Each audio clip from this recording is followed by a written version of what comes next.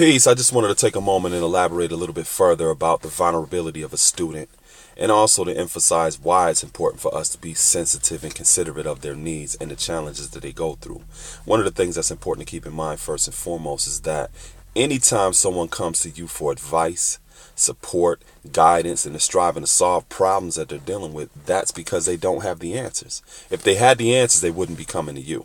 And because they don't have the answers, this implies that they've already exhausted a certain amount of resources, invested a certain amount of time, and have dealt with a certain degree of frustration and trials and tribulations because they don't have those answers. And sometimes you have people that come to you very prideful and proud as if they're not asking you for anything.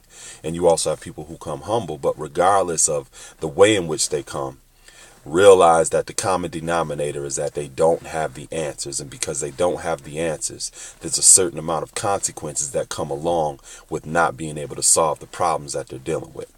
Now, because people don't tell you everything, regardless if you're in a relationship with them, if they're family, friends, associates, co-workers, or somebody you're meeting off the street, you don't know the extent of resources that they've exhausted, the time they've already invested, or the level of frustration and trials and tribulations that they've dealt with. In terms of exhausted resources, you may be dealing with somebody who had lost homes, they may have lost employment, they may have lost relationships. You don't know the extent of what they actually lost before they found you.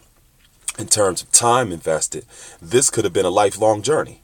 This person could have been asking questions to problems that they're dealing with for the last 15 years, but never found the source of being able to resolve those problems until they came in contact with you as that source.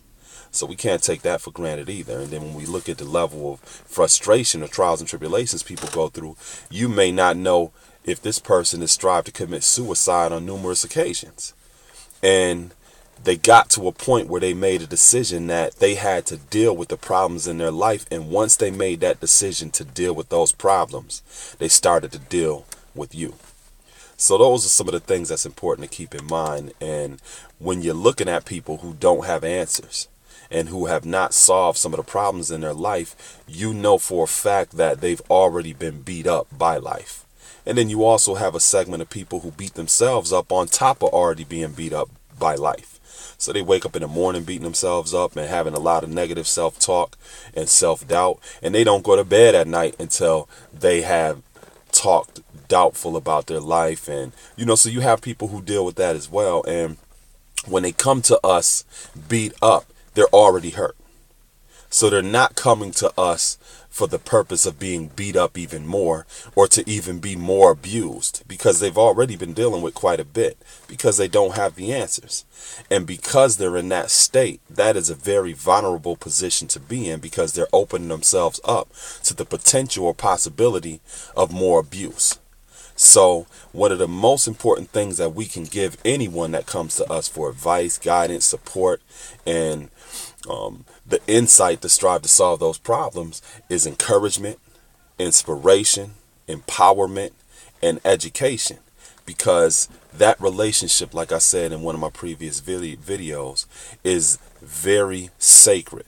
And the highest value lies in that relationship. And one of the ways that you can help maintain that relationship with somebody is to encourage them, is to inspire them, is to empower them, and to educate them on how to be able to take control of their life. So this was inspiring, it was empowering, it was educating for those of you who wanted to get a little bit more clarity on what I meant by that is a vulnerable position for a person to be in as a student, and how it's important for us to be considerate and sensitive to their needs and challenges. Keep in mind that we were also in that position at one time in our life, and we may also find ourselves in that position sometimes in present day. And when we are in that position, we're also looking for encouragement. We're also looking to be inspired, empowered, and educated, not to be abused. So peace.